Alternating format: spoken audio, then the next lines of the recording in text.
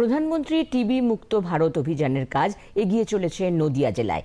নিক্ষয় মিত্র প্রকল্পে কৃষ্ণনগর ১ নম্বর ব্লকের বিষ্ণুপুর গ্রামীণ হাসপাতালে যক্ষ্মা আক্রান্ত রোগীদের হাতে আজ পুষ্টিকর খাবার তুলে দেওয়া হয়। প্রকল্পের উদ্দেশ্য তুলে ধরলেন উদ্যোক্তা।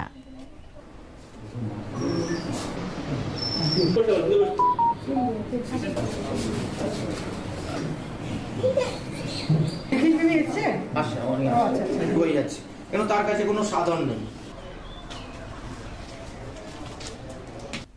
আচ্ছা, নিক্ষয় মিত্র প্রকল্প সেটা একটা খুবই একটা গুরুত্বপূর্ণ একটা প্রকল্প, যেখানে যক্ষ্মা রোগীদের আমরা বিভিন্ন রকম সংস্থা যারা রয়েছি তাদেরকে বিভিন্ন রকম, যারা গরিব মানুষ রয়েছে তারা তো সেইভাবে পুষ্টিকর খাবার তাদের খাওয়া প্রয়োজন, কিন্তু তারা সেইভাবে তাদের সেই ক্ষমতা নেই যে সেইভাবে পুষ্টিকর খাবার খাওয়ার।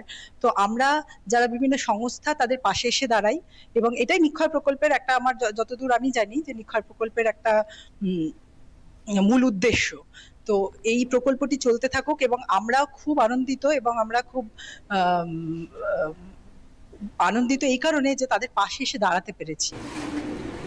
অনুষ্ঠানে উপস্থিত ডাক্তাররা জানিয়েছেন, সরকারি সব স্বাস্থ্য কেন্দ্রে যক্ষ্মার ওষুধ পাওয়া যাচ্ছে। আর বড় লোকের মাঝে আমরা কি 50টা 100টা যতটা গরিবদের আমরা আপাতত আজকে 70 জনকে করেছি। আমরা পরে আবার করব, এর কিছুদিন পরেই আমরা আরেকটা প্রোগ্রামে সেখানে আবার অন্যান্য যারা রোগী আছে তাদেরকে আমরা ডাকবো। শরীরে ইমিউনিটি কমে গেলে টিবি ইনফেকশনটা হয়। ছোট বাচ্চাদের মধ্যে টিবি হতে পারে, কিন্তু বয়স্ক লোকদের মধ্যে সবথেকে বেশি কারণ টিবি দেখা যাচ্ছে ধূমপান করার জন্য লাংসগুলো খুব লাংসে একটা ইনফেকশন হওয়ার চান্সেসটা বেড়ে যায়, টিবি হওয়ার চান্সেসটা অনেকটা বেড়ে যায়, ইমিউনিটিটা কমে যায়। আর টিউবারকুলোসিস হলে, টিবি হলে প্রোটিন খাওয়ার খুব প্রয়োজন হয়। সেই উদ্দেশ্যে আমরা সম্পর্ক ক্লাব থেকে বিষ্ণুপুর হাসপাতালে এসে কিছু প্রোটিন খাবার গরিবদের পেশেন্টদের হাতে দেওয়ার জন্য আমরা সেই উদ্দেশ্যে আজকে এখানে উপস্থিত হয়েছি। এই প্রকল্পকে সাধুবাদ জানিয়েছেন সাধারণ মানুষ।